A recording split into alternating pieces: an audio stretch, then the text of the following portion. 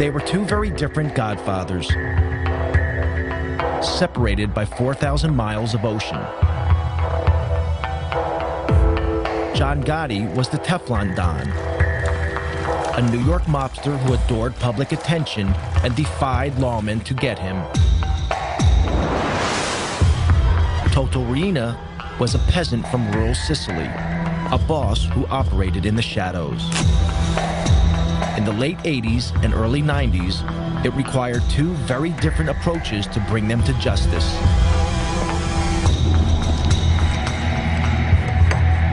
In the United States, crime fighters were tireless in their pursuit of Gotti.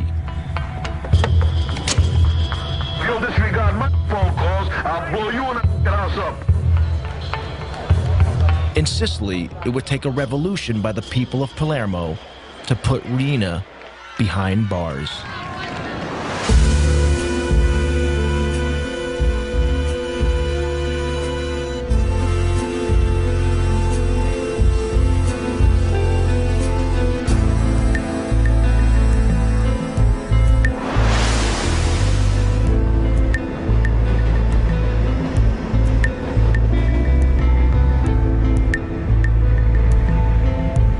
John Gotti was a violent and reckless hoodlum from his earliest days.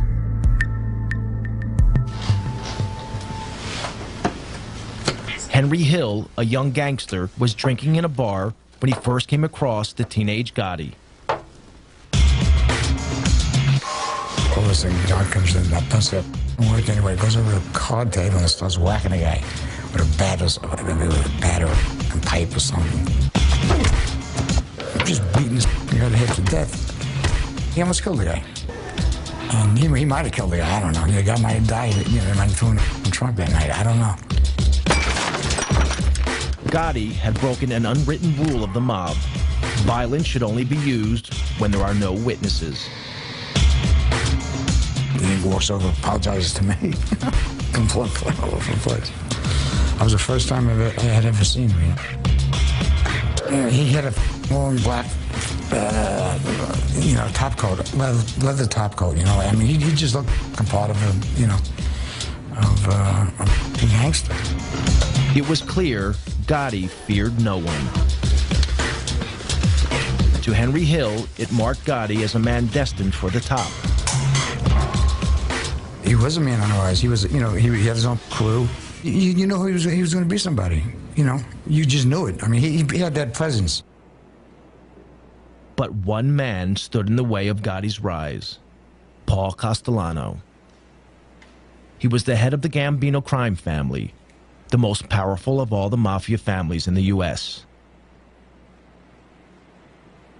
Castellano was an old-style hood, a mafioso who disguised his crimes behind a veneer of respectability. Paul wore two hats. He could mingle with lawyers, real estate, businessmen and developers, doctors, talk their language. Then he wore his Gambino family hat, and he could sit there and discuss why this guy's got to get killed and say, okay, he's got to go. Gotti would have to eliminate Castellano to become boss. But Gotti was not the only one who wanted him out of the way. In 1983, President Ronald Reagan declared war on organized crime. The target was the Mafia's ruling body, known as the Commission. On it sat Paul Castellano. Under America's tough anti-Mafia RICO legislation, crime fighters could prosecute Castellano and the other bosses for running a criminal enterprise, if they could prove the Commission was meeting.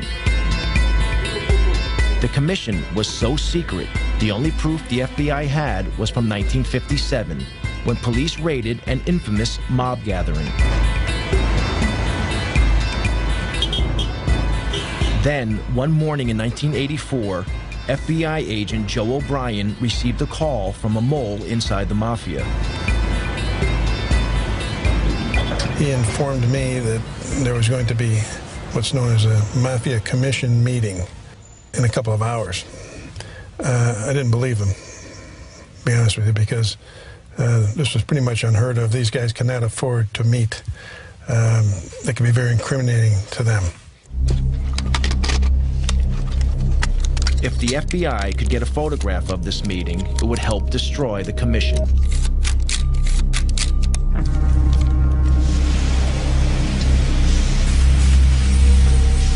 O'Brien and fellow agent Andy Currens staked out this building, a small house on Cameron Avenue, Staten Island, that belonged to a relative of a senior Mafia Don. The agents hid in the back of an unmarked van, a few hundred yards down the road. The van was right back here, right about where the white car is, right in front of the 54 there. That's about where we were parked. And we had a nice straight shot. There were no cars at that time. We had a straight shot down the street to 34 camera. So we sat there for 3 hours till about 4:30. And then they started coming out crime family by crime family. The top men in the Gambino, the Lucchese, the Colombo, and the Genovese families all emerged.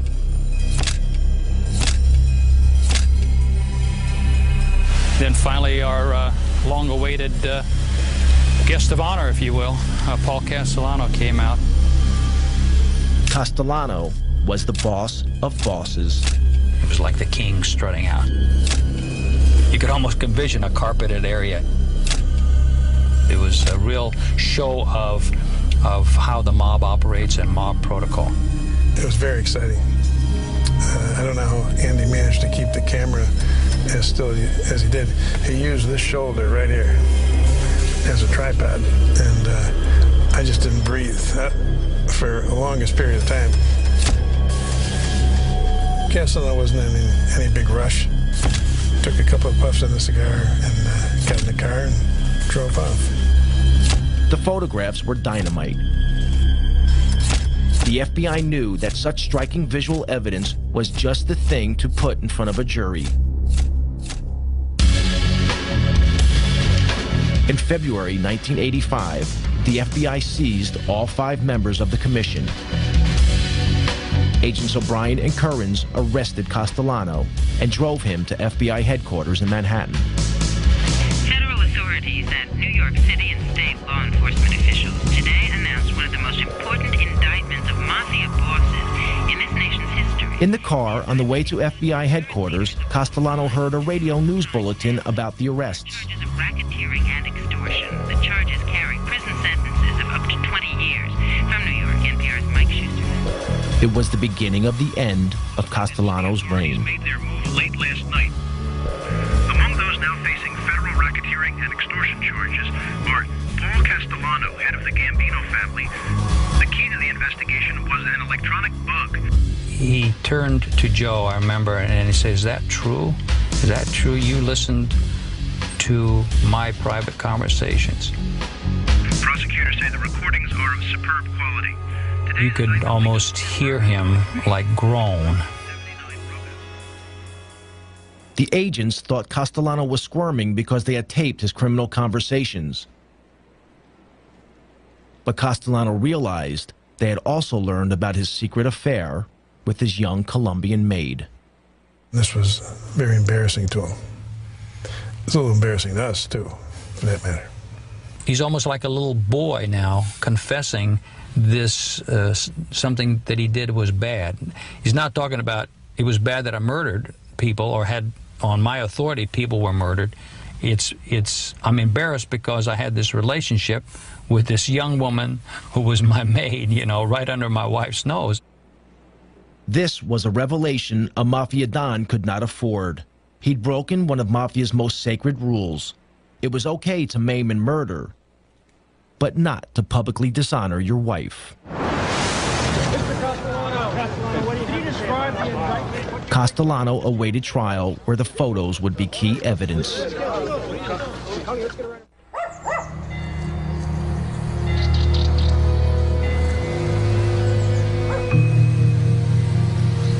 If the New York mob wanted to know what a Mafia war was like, they needed look no further than Sicily.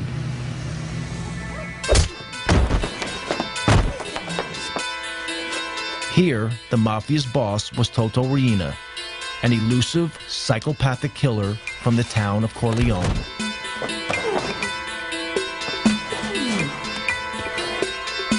Corleone was a mafia stronghold set high in the mountains of central Sicily. It was the place that gave its name to Marlon Brando's character in the film The Godfather. Riina's cruelty earned him the name The Beast. Corleone had an unenviable reputation as a place where only the toughest mafiosi were born and bred, as one local anti-mafia fighter remembers. I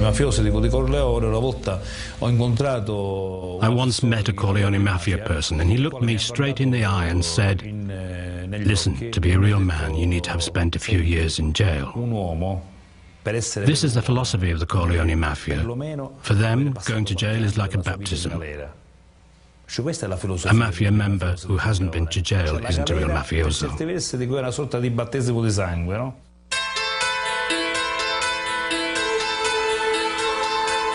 Riina's crime family had seized control of the mafia in a vicious war. In Palermo, in the early 80s, the streets were soaked with the blood of Riina's victims.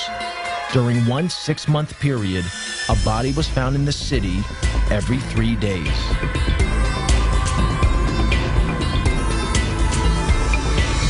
Palermo's mayor was Leo Luca Orlando, elected to office promising to end such crimes. Even 20 years later, his courageous stand means he must have an armed guard 24 hours a day. Palermo was a city just living in silence and in dark. The way the citizens to avoid to be involved in these killings was to deny that the mafia does exist. Just to say, we don't see, we don't speak, we don't hear, it's not our problem, they kill each other, there's no risk for us. If we don't speak about the mafia, we will never be killed.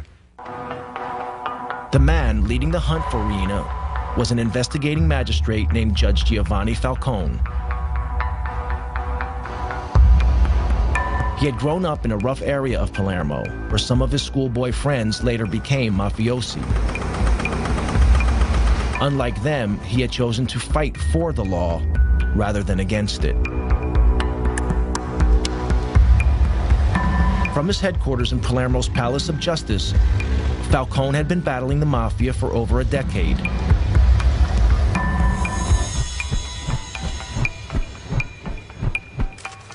In 1987, he enjoyed his greatest victory.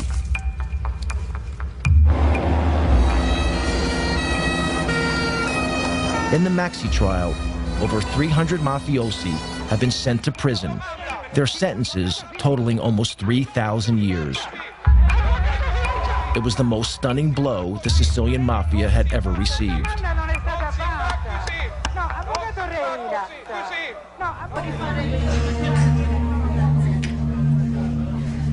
But mafia boss Toto Riina had escaped the roundup. He remained free, running his criminal empire from an unknown hiding place.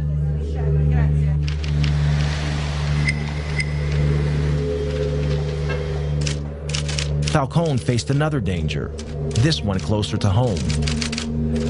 He had few friends at the Palace of Justice. The people of Palermo stood on the sidelines, waiting to see who would come out on top, Falcone or the Mafia. Falcone rented a vacation apartment on the beach, half an hour's drive from Palermo. When he went there, it seemed that most of Palermo knew about it. When Falcone was on the move, it was like a wedding party. There were lots of cars, even a helicopter in the sky above. So everyone knew that Falcone was at the beach house. Yet the ring of steel that protected Falcone made little difference to Riina. One afternoon in June 1989, Falcone relaxed by the beach.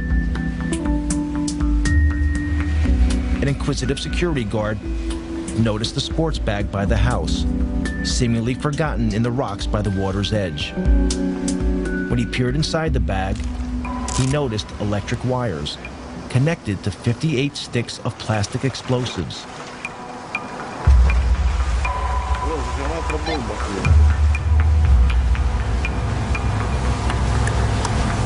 The bag was wired to explode if it was picked up. The bomb did not go off. Falcone had cheated death.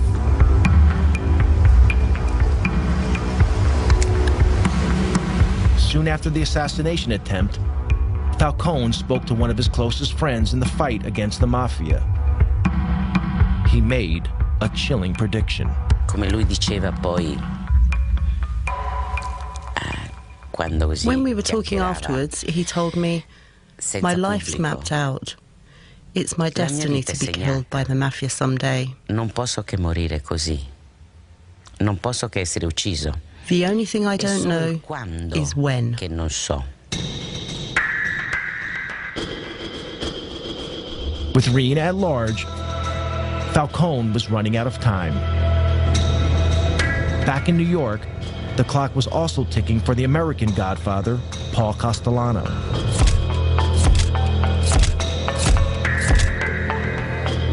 Castellano waited for his trial on racketeering charges.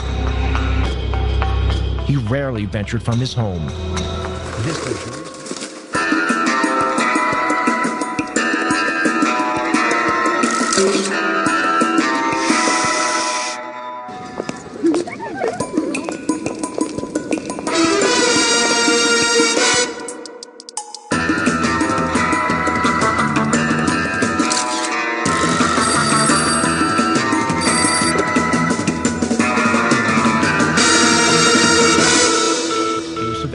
Staten Island. Enemies and friends alike called it the White House, and Castellano lived like a president. That meant he lost touch with feelings on the street, discontent that would be exploited by his rival, John Gotti. There's a lot of discontent with Castellano, where they thought he was too involved in his legal trials. He wasn't running the family. It had become a family of the haves and have-nots. Castellano was making all the money. Guys like Gotti were out there starving. So there was a lot of dissension in the family. We knew there was meetings going on, and there was a lot of discontent. In fact, Gotti posed as a have-not to win support for his bid to become boss. In reality, Gotti was making a fortune dealing heroin, making him a hero to his supporters.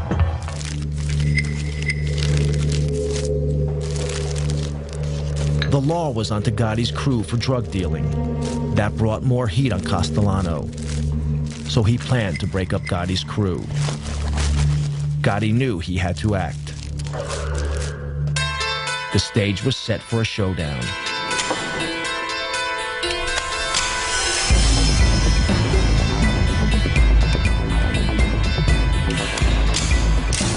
On December 16, 1985, Castellano headed into Manhattan for a meeting with Gotti.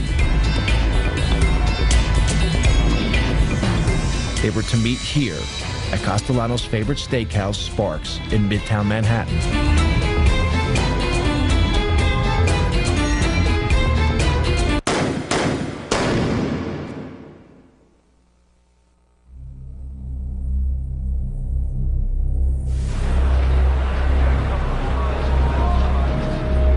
Outside the restaurant, Castellano and his driver were shot dead. Such a daring public murder shocked New Yorkers. It made the new Gambino boss a celebrity overnight.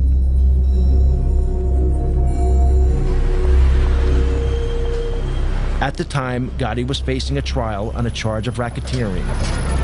Until the murder, few outside the world of law enforcement had even heard of Gotti. We went from having what was really kind of a, not sleepy, but routine organized crime case to the case of the decade. We had huge throngs of reporters outside the courthouse, in the courtroom. We had a big fish on the line. At his trial, Gotti was defended by flamboyant mob lawyer Bruce Cutler. For many years, Cutler has continued to act as Gotti's apologist. He had a remarkable insight into others, like a sense, almost a sixth sense, if you will, to size people up. Gotti could certainly size up a jury. In March 1987, the trial reached its conclusion. Gotti was acquitted of racketeering. But unknown to law officers, a juror had been bribed by one of Gotti's men. Gotti was tried in 2 other cases, both for assault, both defended by Bruce Cutler. I'll say you with respect to defendant John Gotti, guilty or not guilty? You find him not guilty. Each time, the Gambino boss got off. Bribery and intimidation of witnesses saw to that. The nickname, the Teflon Don, was born. Gotti was different from almost any other Godfather. He made little secret he was a Mafia Don, and enjoyed that everyone knew he'd risen from Brooklyn poverty to become the boss of bosses. He was born dirt poor, was on the street since he's 12, was on the cover of Time magazine in his 40s, and he took on the system. In the opinion of his former attorney, Gotti was a modern-day Robin Hood, standing up to those in power. Jewish people, Irish people, working people, union people, construction workers, policemen. My father was a detective. Some of our strongest supporters that used to cheer for us were local police, not because they're allowed to, but it was the alphabetized government thugs we fought. The FBI, Internal Revenue, INS, CIA, those faceless, robotic government thugs that come at you and can destroy your life. The murderous reality of Gotti's brutal reign was very different. Gotti's love of public adoration would be exploited by the FBI and prove to be the Teflon Don's undoing. American mob boss John Gotti loved the limelight, but the head of the Sicilian Mafia, Toto Riina, stayed out of sight.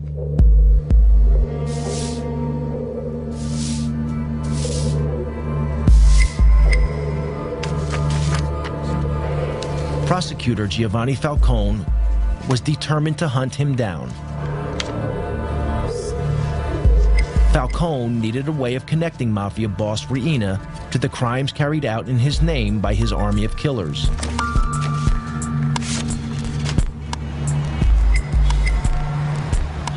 The answer was in America.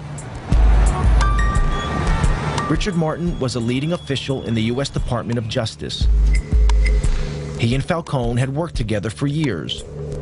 Their biggest success, breaking the heroin smuggling link between Sicily and the United States, known as the Pizza Connection. Falcone relished his trips to the U.S. The life that he led in Sicily was almost the life of a prisoner. He went from a bulletproof car to a protected office. Instead, when he came to New York, he could go shopping, he could go to restaurants, he could come to our offices, we could go to our homes and meet our families together. And so for him, New York was like freedom. Falcone's visits to New York were for more than pleasure. He had been impressed by America's tough anti-mafia laws. Laws that allowed the U.S. government to target Mafia boss Paul Castellano and to bust the commission. I think it also liberated his thinking and allowed him to sort of see beyond his own sort of realm coming here. So I think he not only enjoyed it, but I think it was very good for his vision of the way that he was going to attack the Mafia and the way in which he would work with Italian law enforcement. In 1991, a new justice minister took office in Rome, determined to finally crush the Mafia. He offered Falcone a job at the ministry as overlord of the anti-mafia campaign throughout Italy.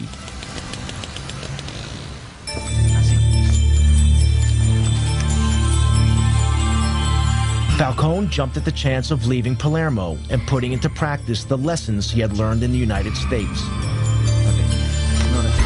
His ideas were revolutionary. An Italian equivalent of the FBI was to be formed. Across Italy, the fight against organized crime would be centralized under Falcone's control.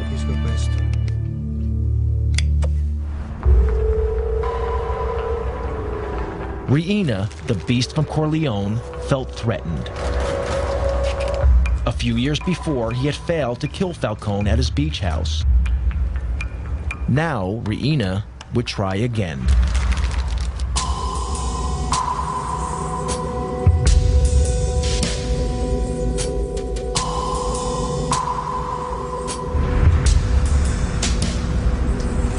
On May 23, 1992, Falcone and his wife Francesca returned to Palermo for the weekend.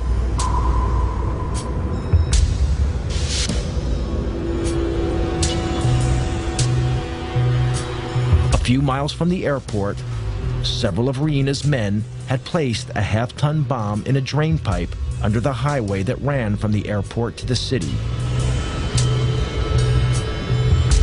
The men hid in a building above the road, armed with a remote-controlled detonator.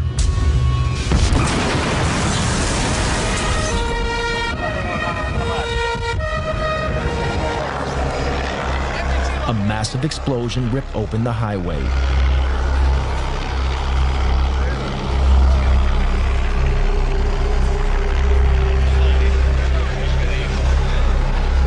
The explosion was so enormous, it registered on local earthquake monitors.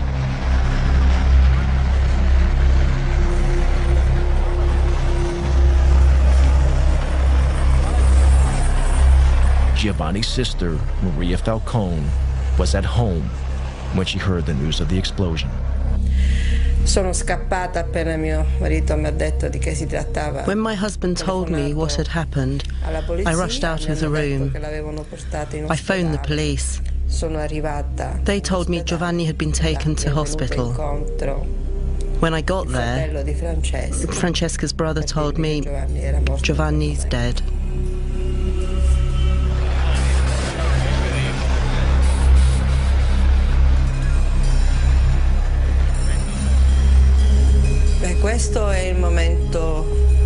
This was the saddest moment ever.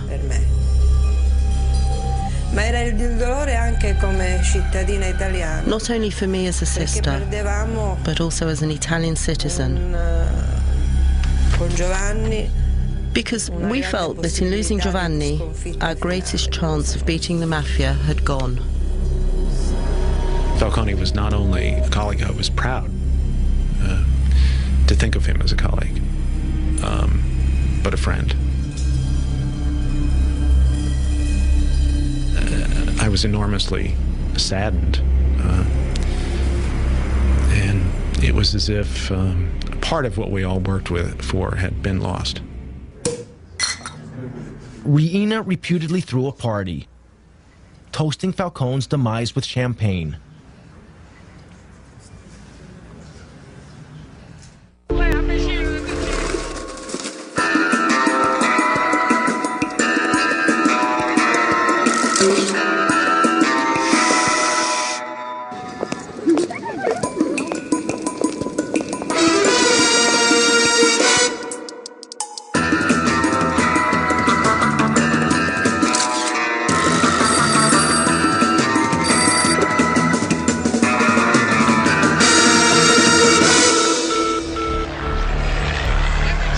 Along with Falcone, his wife Francesca and 3 bodyguards were also killed.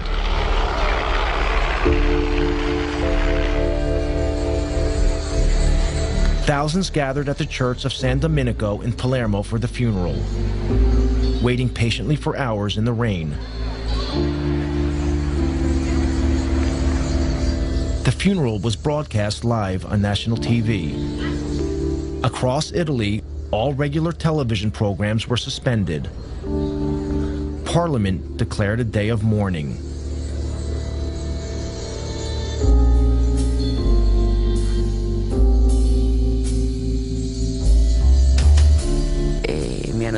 When they asked me what I did when I heard the news, I said I cried. Someone said, "You're Judge Ferraro. What do you mean you cried?" I replied, "Yes, I cried, and I'm not in the slightest bit ashamed of it." Italy was shocked and angered. It didn't deter Toto Riina. Anyone who stood in his way would meet a similar fate.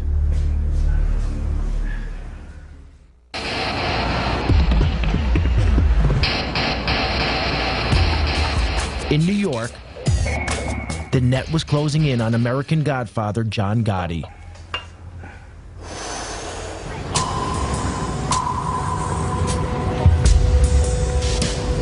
This clothing store in Manhattan's Little Italy was once the Ravenite Social Club, the nerve center of the Gambino crime family operation.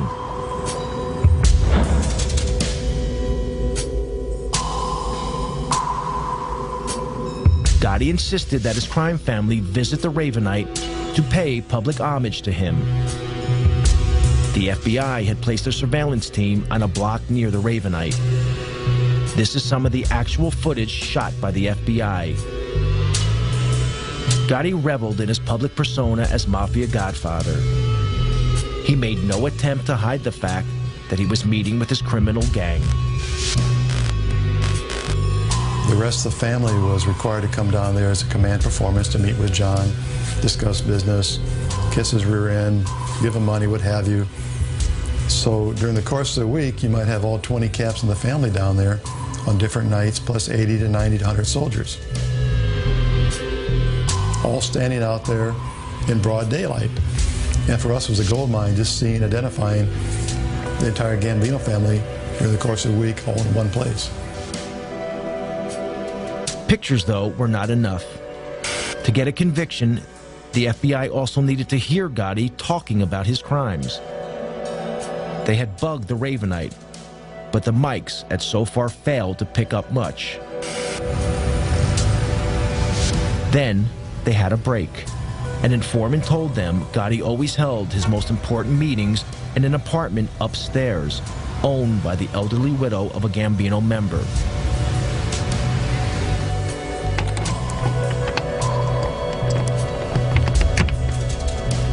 When the old lady went on vacation, FBI agents broke in and placed a bug in the apartment.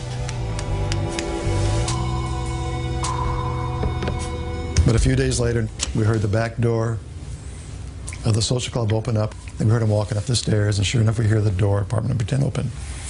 And they all sit down, and they start talking.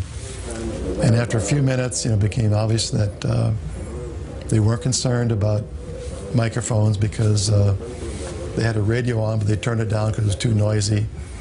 They all talked loud because we found out later John Gotti's deaf in one ear. So the tapes are all loud and clear and tremendous quality. You tell this punk, I meet John Gotti, and I will sever your mother head off, you sucker. The secret recordings revealed the true face of a Mafia Godfather, very different from the one Gotti showed his adoring public. John, listen, I called your house 5 times yesterday. Now, if you'll disregard my phone calls, I'll blow you and the house up. When John's upset, he starts talking loud and clear, and he forgets about things he should not talk about, like past murders. Gotti was arrested. In January 1992, he was sent to trial, facing charges of multiple murder and racketeering. It would be his 4th trial in 6 years. Yet again, New York was riveted by John Gotti. Celebrities flocked to the trial. The gallery, it was almost a circus-like atmosphere. Mickey Rourke came in one day. Anthony Quinn came in to watch the trial. They sent in a boxer, Ronaldo Snipes, who glowered at the jury and within half an hour was kicked out. John, listen, I called your house 5 times yesterday. Now, if you'll disregard my phone calls, I'll blow you in the house up. Gotti was his normal cocky self, you know, he's full of bravado. But when you played those tapes, you watch his face, and you knew that's the last thing you wanted to hear was his big mouth. You tell this punk, I meet John Gotti tonight to sever your mother head off, you sucker. Gotti had damned himself, but the tapes would have another unexpected impact.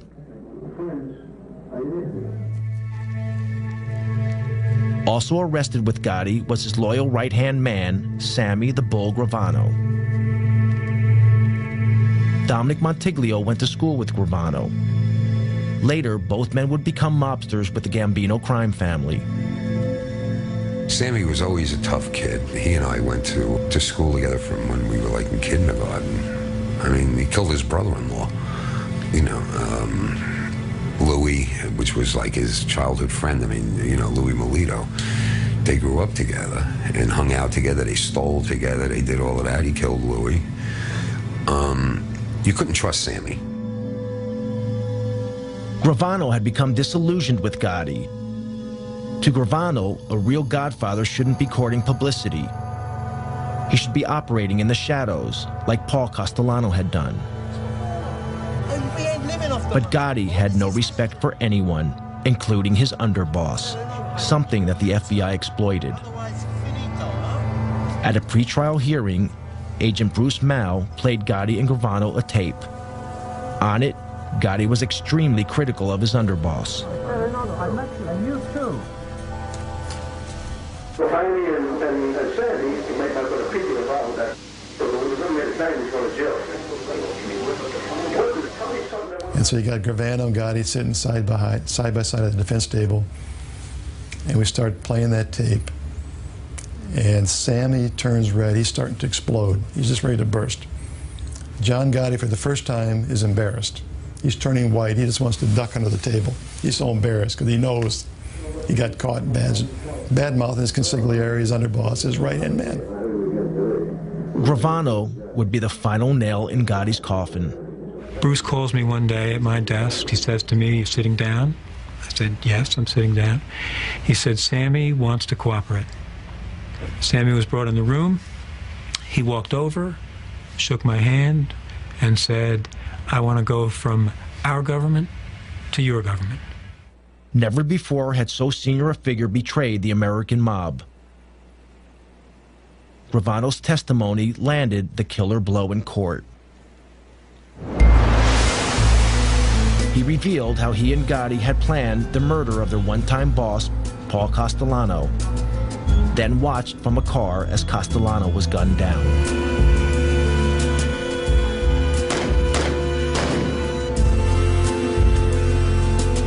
Gravano was a fantastic witness, and John Gotti acted like someone who knew he was going to be convicted, and he was really worried about it. He was ornery, snapping at me, snapping at his lawyers. It was, I enjoyed watching it. In April 1992, Gotti was found guilty on 13 charges, including murder and racketeering. The judge sent the Godfather to one of the toughest jails in the U.S., Marion Federal Penitentiary in Marion, Illinois.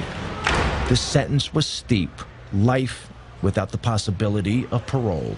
Despite the evidence of the tapes and Gravano's testimony, Gotti's attorney in his first 3 trials still protest Gotti's innocence. If you're asking me, do I agree with the label that he was boss of some Gambino group, I say no. To you, I've said no all my life.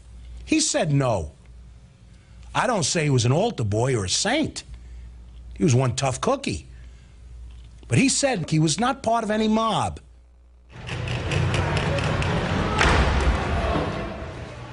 In the United States, the mob boss, John Gotti, was facing a life sentence in prison.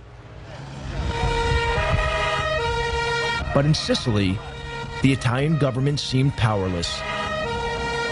Mafia godfather Toto Riina killed at will. Anti-mafia prosecutor Giovanni Falcone had been murdered. Palermo waited anxiously for Riina's next move. Falcone's mantle had fallen to another magistrate, Paolo Borsellino. Borsellino and Falcone had grown up together and had devoted their adult lives to fighting organized crime.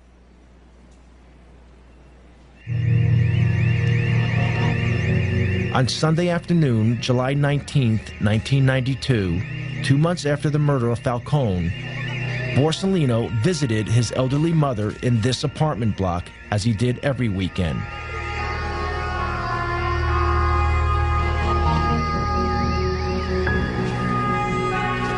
A massive car bomb exploded, killing Borsellino and 5 of his bodyguards.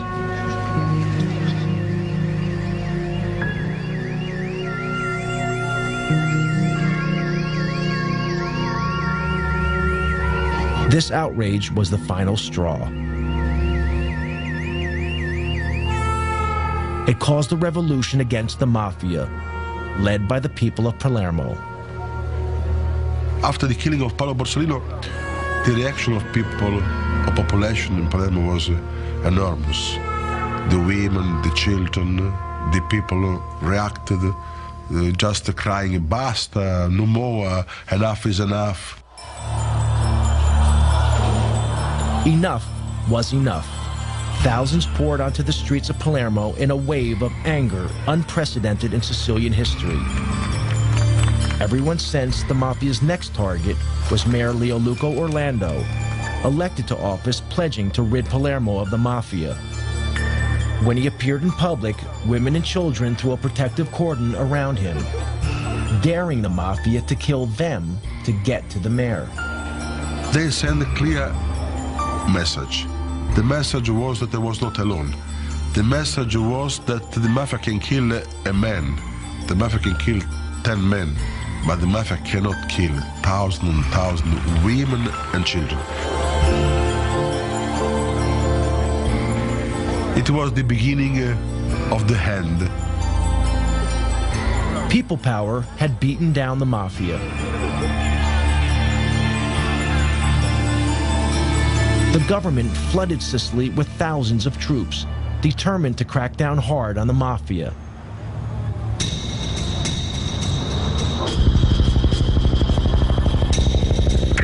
In January 1993, Italian police nabbed the biggest prize of all. Following a tip-off, Toto Riina was finally arrested.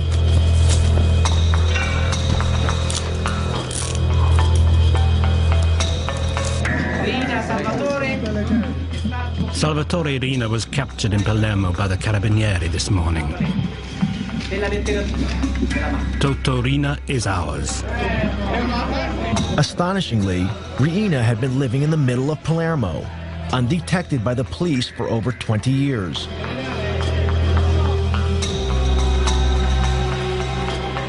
When Riina was paraded in public, Italians were shocked. This inoffensive-looking, peasant-like character was responsible for the brutal slayings of Falcone and Borsellino, along with hundreds of others. At his trial, Riina painted himself as a poor old man who knew nothing about the Mafia.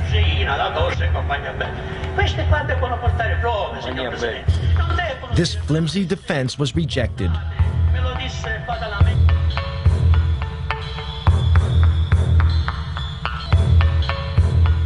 Riina was sentenced to life imprisonment to be served away from Sicily in a jail on the Italian mainland.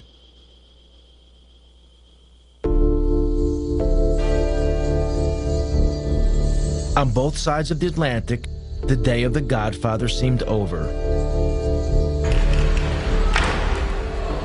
John Gotti died of cancer in prison in 2002, 10 years into his life sentence. With Gotti's death, an era ended. By publicly flaunting the fact that he was boss of bosses, he ensured that law enforcement agencies would leave no stone unturned to finally smash the mob. The future is pretty grim for the mob if the FBI and other federal agencies keeps the pressure on to go after these guys. The biggest mistake we can make is declare that the war and the mob is over with, we've won, and go off to do other things. These people are very resilient. 5 years they could regroup, reorganize. They'll never be as effective what they were 30 years ago, but they still be a viable criminal force. In the U.S., the mob is moving with the times. They're involved in internet fraud, sex phone lines, and stock exchange scams. But they are no longer the power they once were. And the FBI is determined to not let Russian, Chinese, or other immigrant criminals dominate their neighborhoods in the way Italian gangsters once controlled theirs.